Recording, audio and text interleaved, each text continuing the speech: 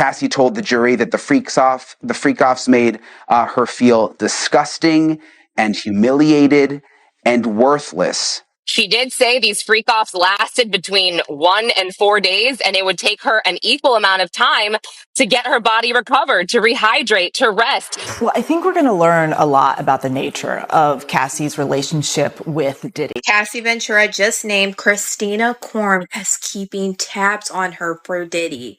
The second thing that was discussed this morning, will the media be able to see video of these freak-offs? Day 2 of testimonies in the case against Diddy has concluded, and Cassie took the stand to reveal disturbing claims. She testified that Diddy compelled her to engage in sexual acts with escorts. And in one shocking instance, he allegedly made those escorts urinate on her. Prosecutors have now brought one of the escorts forward to speak against Diddy, while hotel staff have come forward claiming Diddy paid them to keep quiet. Cassie broke down in tears during her testimony what she revealed, and what the escort shared about Diddy was deeply disturbing. 2 witnesses were called today, including a former security officer at the hotel, where Diddy is seen on video attacking Ventura brutally. You remember that video back in 2016. The prosecutors played the video. The witness testified that Diddy tried to pay him off with a giant wad of cash. The day's second witness was a male escort. This is where it really got very juicy, who says that he was paid by Diddy numerous times to have sex with Cassie while Diddy sat there in the corner, masturbating and watched. He says he once saw Diddy throw a liquor bottle at Cassie and heard him beating her in another room.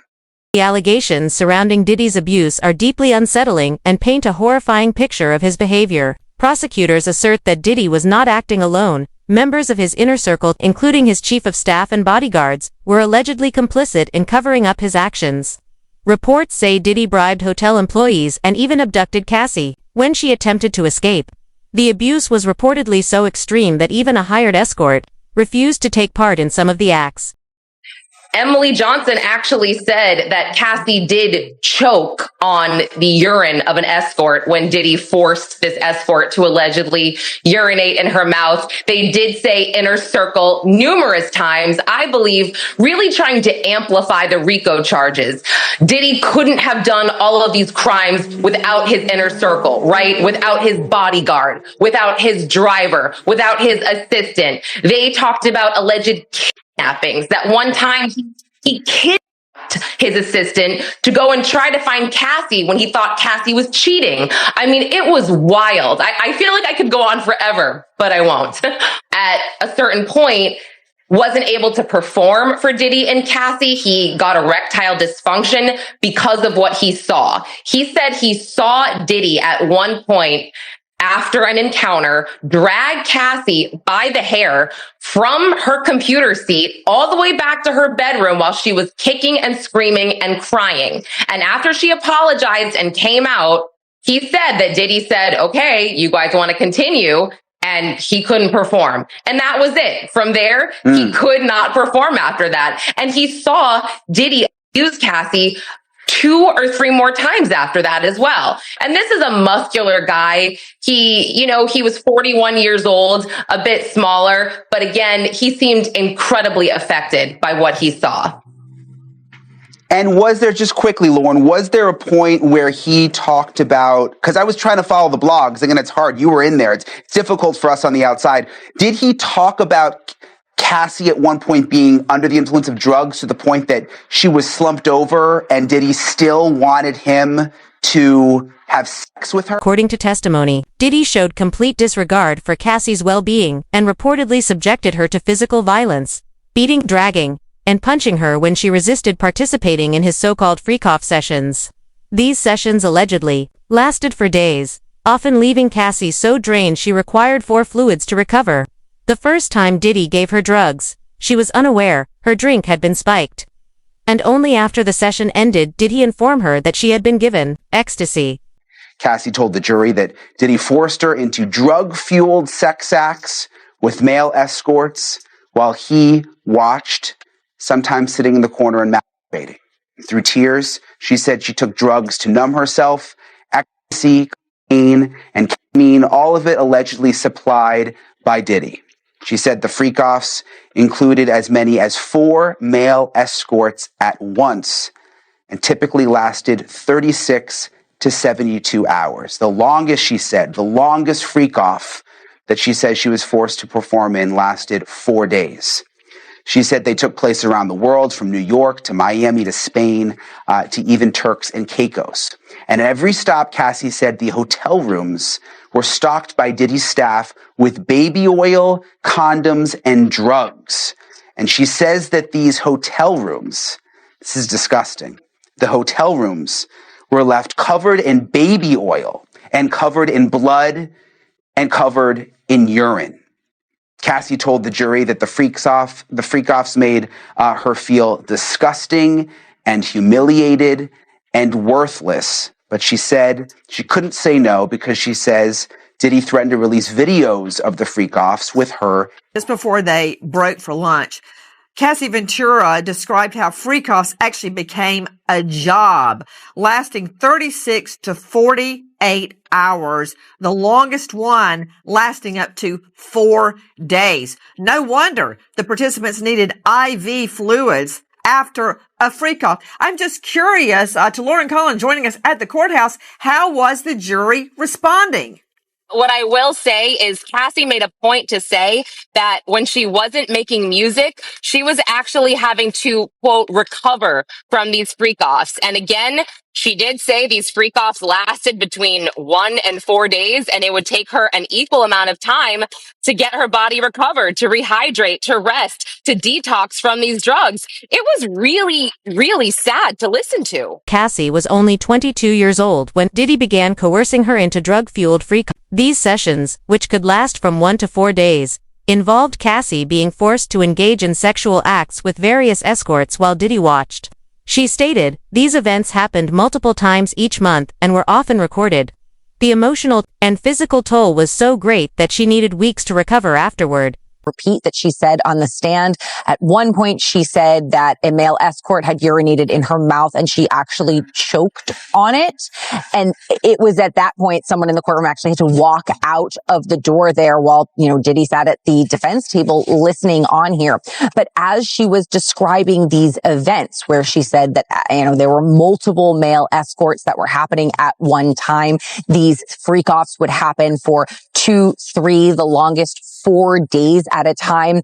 And control is the word we need to talk about. That is what prosecutors really laid out. And you heard Cassie describe how every action during these freak-offs, which were between her and male escorts, not necessarily between her and her boyfriend, Sean Diddy Combs, he sat off to the side really directing things according to her and along with what he wanted to see. But he was in control, she said, of exactly how they did everything, from the platform shoes that she needed to wear, the clothes that she needed to wear occasionally, masks, wigs, whether or not the male escort could ejaculate, where he could ejaculate. Everything, she said, was controlled by him. And mind you, Brian, his children, 6 children, are in the courtroom at this point listening to all of this. And the jury was picked knowing that they needed a certain level of comfort to hear these types of descriptions. It was very emotional and really tough to hear, Brian. The abuse was so severe that even the escorts began expressing concern for Cassie. One incident reportedly involved Diddy viciously assaulting her when she was unable to perform. This act of violence disturbed the escorts, including a man named David who said he could no longer participate after witnessing the brutality. Once he saw Diddy beat Cassie, he could no longer, perform and be engaged, because before he said even if they hadn't paid him, he was excited to be part of their world. He was enjoying that kind of activity with them. And then things started changing when he saw one time he was on the couch, Cassie was at her computer, and Diddy, he said, was in Cassie's bedroom. Now, Diddy apparently called out to Cassie to come into the bedroom, and she allegedly told him, just hold on a second, my personal information's on the computer. Now, Daniel describes being absolutely shocked when all of a sudden a liquor bottle, Diddy throws it from across the room right toward Cassie, and then he comes running towards her, grabs her by her hair, drags drags her into her bedroom and tells her, when I tell you to come, you don't wait. You just come when I tell you. And he says he then heard, after the doors closed, Diddy slapping her, beating her, yelling at her, and Cassie screaming out, I'm sorry, I'm sorry. And he says he was just kind of frozen in place. He didn't know what to do. And prosecutors asked him, why didn't you intervene? Why didn't you go inside? And he said, look, I know this is somebody with a lot of resources. Quite frankly, I was afraid for my life. Now, that drew a lot of objections from the defense, but the judge allowed that testimony. And he again reiterated that he was scared in that moment for Cassie, feeling like she was in a dangerous situation, but he didn't feel it was safe enough for him to intervene. We thought what we saw in that awful video from the Intercontinental was bad, but to hear the actual graphic details of what Cassie and others endured day after day for years is just completely heartbreaking. And to hear the sex worker actually try to offer her aid when, she was being beaten, and literally she went to him for solace, as opposed to the person who supposedly loves and cares about her. She had to jump into the arms of a sex worker, and he was literally like, this is not okay. You need to leave this relationship. And she did, unfortunately, what so many survivors do, which is, I'm okay, it's going to be okay. Basically, I can handle this. And the reality is she really needed to get out because she was being violated and degraded in so many different ways. And my heart just breaks for her so much. Melba, you're so right. Ours do as well. What's it going to be like today when she is perhaps called? We think that she's going to be witness number 3. We have a clip where we caught up with her lawyer outside of the courthouse on Monday. Let's take a quick look. How is Cassie? Is she emotional? Is she feeling okay with this? Is she nervous? She's ready. She is ready. She's also pregnant, God bless her, and visibly pregnant too. So in the later stages of her pregnancy. Reports allege that Diddy would sit and watch as Cassie engaged with escorts, paying them between $4,000 and $6,000 per session. In a disturbing revelation, Cassie was the one who contacted the escort and asked him to urinate on her, not because she wanted to, but because she feared what Diddy might do if she refused. Cassie testified that each time she attempted to flee, Diddy used his employees and security team to track and control her. The first testimony in the trial taking jurors to Los Angeles, March 2016, in the hotel where that surveillance video was taken. The first witness, an LAPD officer who worked security at the hotel, he says he responded to a call for a woman in distress on the 6th floor. When he got to the floor, he noticed that there was glass on the floor, that the vase and the flowers were broken. The security guard described going back to Diddy's hotel room and standing in the doorway while Ventura grabbed her things. Inside, another man sitting at the corner of the bed. So from the very start, the first witness brings the jury into that hallway where he said Sean Combs looked at him with a devilish stare and Cassie Ventura had a purple eye. Sean Combs tried to offer him money, to give him money to make this go away. And he said he wouldn't accept the money. The second witness to take the stand, Daniel Phillip, a man who said he was paid to have sex with Cassie on multiple occasions at several high-end New York City hotels while Diddy watched. The witness said he was paid between $700 and $6,000 each time. So Mr. Phillip agreed to go to the Gramercy Hotel to do a performance for a bachelorette party. At least that's what he thought. But when he got to the hotel, to the room, that Cassie opened up the door. He did not know that was Cassie, and that she told him, well, it's my birthday and my husband wants to do something special, so can you give me a massage? Evidence presented in court includes text messages between Cassie and Diddy that allegedly confirm he was pressuring her into participating in these freak-offs. One female escort, who had been hired by Diddy, testified that he contacted her after the lawsuit was filed and offered her money in exchange for denying she was ever forced. The escort refused and recorded the call as proof.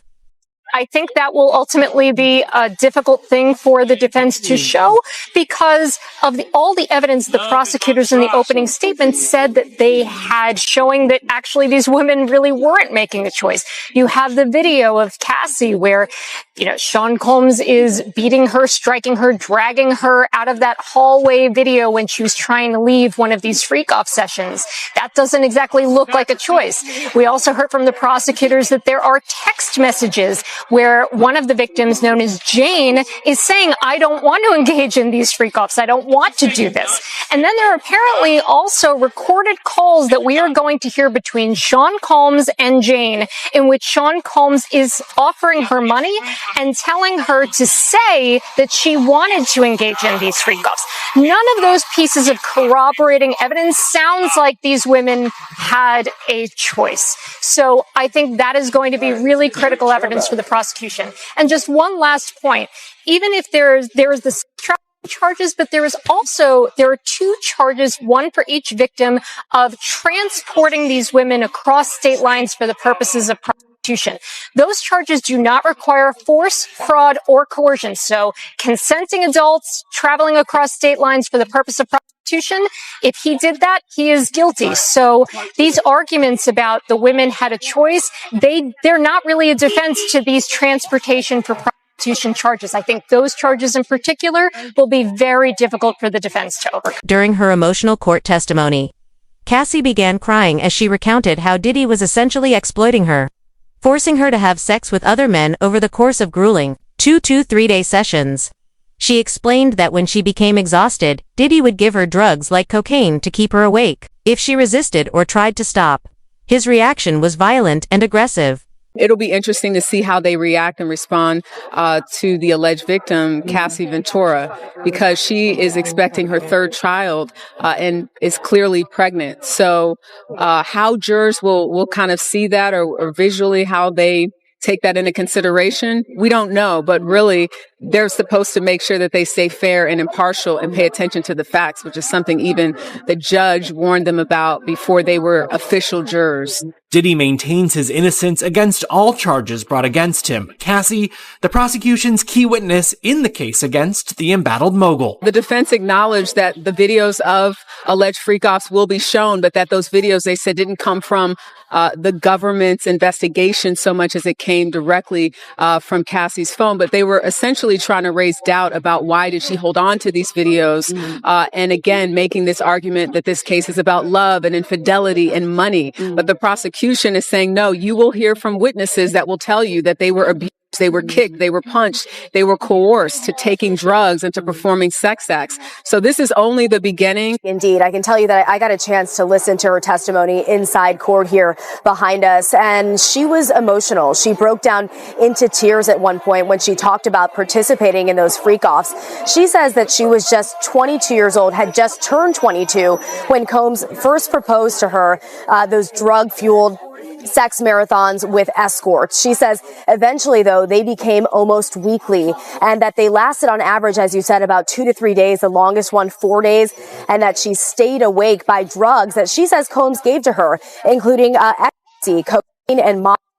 She testified that those freak-offs made her feel dirty and worthless, but that she felt like she did not have a choice but to participate because she says Combs would become violent with her. As you pointed out, she says that he would bash her in the head, kick and drag her, and that she didn't know what would happen if she didn't do what he wanted her to do. She told the jury that she tried to express her feelings about participating, but in at least one text message shown to the jury, Combs told her to make it happen anyway. Cassie also revealed that during the time she was in a relationship with Diddy, he was being unfaithful to her with Kim Porter. It's important to note that Cassie was only 19 years old when she started dating Diddy, while he was nearing 40. Highlighting a significant power imbalance from the very beginning.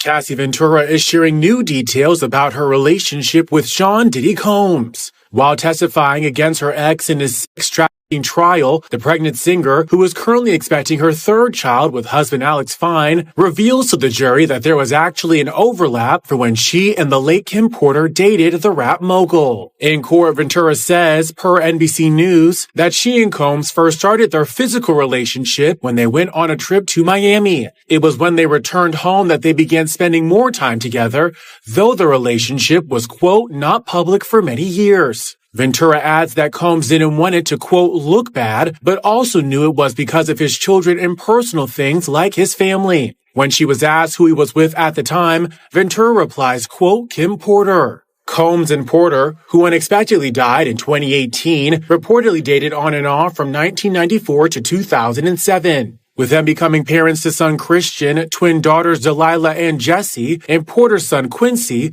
whom she had from a previous relationship. Their romance ended in 2007, with her choosing to pack up all of her belongings and move out of their home while Combs was out of town. Porter has previously said to Essence magazine that she wanted it to be, quote, dramatic, adding, quote, if I pack up everything, twins and all, it means I'm out. Puffy's an action person, not a talk person. Ventura and Combs reportedly dated from 2007 to 2018, with her sharing after their romance that he was frequently violent towards the end. Security guards from the hotel where Diddy allegedly assaulted Cassie in 2016 were also called to testify. One of the guards claimed that Diddy offered him money in exchange for silence and that he personally witnessed Diddy forcing Cassie to remain with him. During this incident, it was revealed that Cassie had been trying to escape from another man in the room, but Diddy was coercing her into sexual activity against her will. The first witness to testify was Officer Israel Flores. He was the security officer back in 2016 when we saw that now infamous recording of Sean Combs allegedly beating Cassie Ventura in that hotel hallway. We heard from him. We watched the video in its entirety from multiple angles in order to see exactly what unfolded. And as we watch this video, I want to say, by the way, everything we're about to talk about during this live shot could be perceived as disturbing materials. Just want to give our viewers a little bit of a warning here.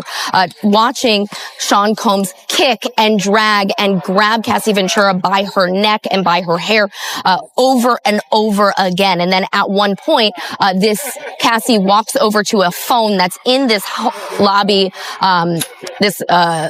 lobby area of their 6th floor hotel room, and she calls for this instant services, and a security guard comes up, and at that point he's able to separate them, and he walks them down the hallway towards the hotel room where they were. Cassie apparently telling the security officer that she just wants to leave, and Sean Combs reportedly telling her that she's not going to leave. And when they opened the door to that hotel room, there was another man, according to this officer, sitting in the hotel room. A current LAPD officer, a former security guard who can lay the foundation for that video and can talk about the black eye that Cassie suffered and the fact that she wanted to leave and escape this freak off. And Combs reportedly offering him a bribe to cover it up. So I think it's a very important first witness to get that video in. In addition to the violence against Cassie, Combs broke a vase over in the hotel. So that's something that also shows the sort of violent streak, really erratic behavior, him sitting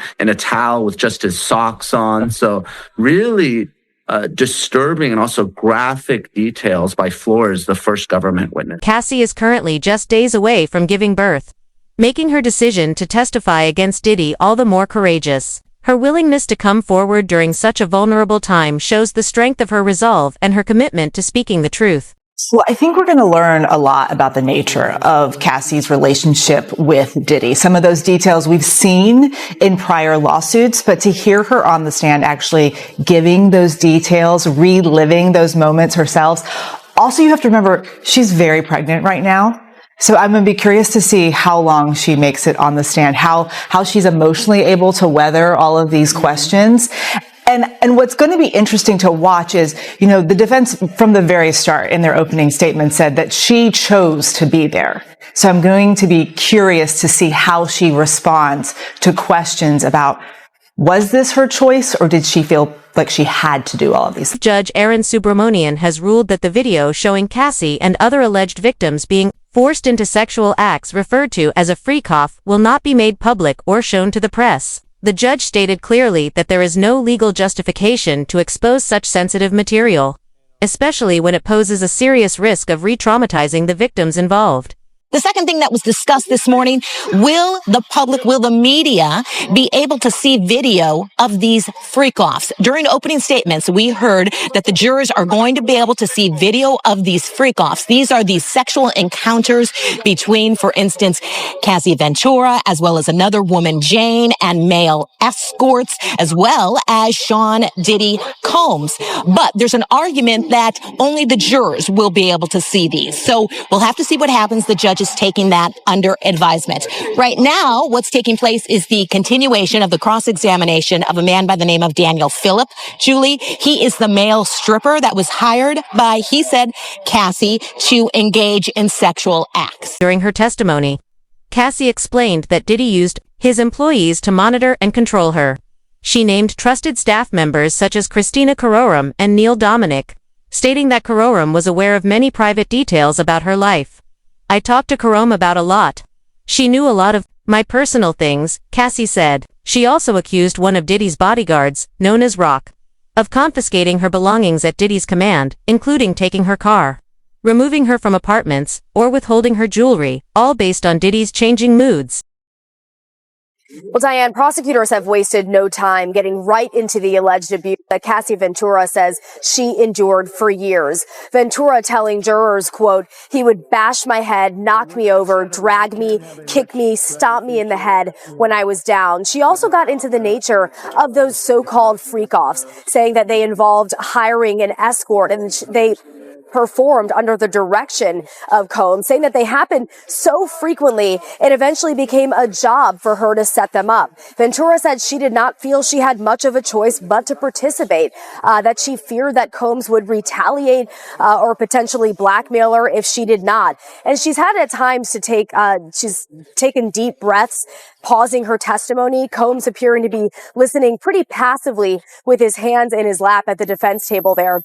Now, remember, this is the first time that they are seeing each other face to face since 2018. You can imagine that emotions are very high in the courtroom right now. And this is expected to be a very lengthy testimony. Prosecutors bracing the courtroom for what's to come as she continues to testify, including videos. Cassie Ventura just named Christina Korm as keeping tabs on her for Diddy. Cassie Ventura is giving her testimony against Diddy right now in his trial, and she just name-dropped Diddy's ex-chief of staff, Christina Korm. Cassie Ventura started her testimony about her early relationship with Diddy, and she even admitted at the very beginning she took E without knowing because it was in a Gatorade bottle. Then she went on to describe the abuse that would start happening to her and how Diddy would keep tabs on her. The government asked Cassie Ventura, how did Diddy keep tabs on you? And she said, we didn't live far apart. He'd send security to come find me or a trusted assistant. Like who? David James or Christina Korm. And we know that Diddy's ex-chief of staff, Christina Korm, has been named in multiple civil lawsuits with Diddy. So the fact that Cassie Ventura just listed her literally sent chills all the way up my spine. Because back in 2018 and prior, during Cassie and Diddy's relationship, I didn't even know if Christina Korm at this time would have any part in any of this. Cassie Ventura points out at this time, Christina Korm was only an assistant for Diddy. She wasn't even Diddy's chief of staff during this time. And I already know that this will not be the last that we hear about Christina Korm. I just didn't know it was happening this early on. Diddy's ex-assistant, Philip Pines, who was on the fall for Diddy, admitted that he testified to the grand jury against Diddy, and he showed us so many pieces of evidence in his documentary interview. He showed text messages between him and Christina Korm of Christina Korm asking for all of these different freak-off supplies. Despite the ongoing legal proceedings and disturbing testimonies, Diddy allegedly continues his old behavior. There are now troubling reports that some witnesses connected to the case have mysteriously gone missing, raising serious concerns about interference and intimidation. Sean Diddy Combs' trial backing out? Victim number 3, as she's called, was set to testify against the music mogul. The name of victim number 3 was going to be revealed when she took the stand, but the woman has apparently gone missing, and prosecutors say they've been unable to reach her. People just get nervous, and this person could just be nervous and just has had second thoughts. If the prosecutor can't find this witness, how might it affect the case? Look, I don't think it's going to have a tremendous effect. The prosecution is going to call a number of alleged victims. So look, this is just one less. Someone else is also getting cold feet. A juror sent an email to the judge asking to be removed from the panel for issues of personal well-being. As more survivors come forward with painful testimonies, the scope of the allegations against Diddy continues to widen. The real question now is, how far does this go, and how many people helped cover it up for so long? We'll be monitoring this case closely. Be sure to like, subscribe, and turn on notifications, because this isn't just about one man. It's about holding powerful people accountable. Stay tuned.